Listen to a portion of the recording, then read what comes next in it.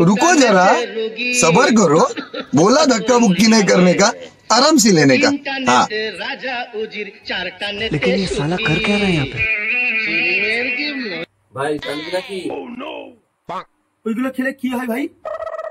এটা হচ্ছে বাবার পোষা, একটা দিলেই সরকারের পরিষেবা তোর কাছে চলে আসবে। তাই নাকি? সরকার পরিষেবা চলে আসবে আমার কাছে? দে ভাই দে ভাই দে ভাই। এই নে তোকে টান একটা।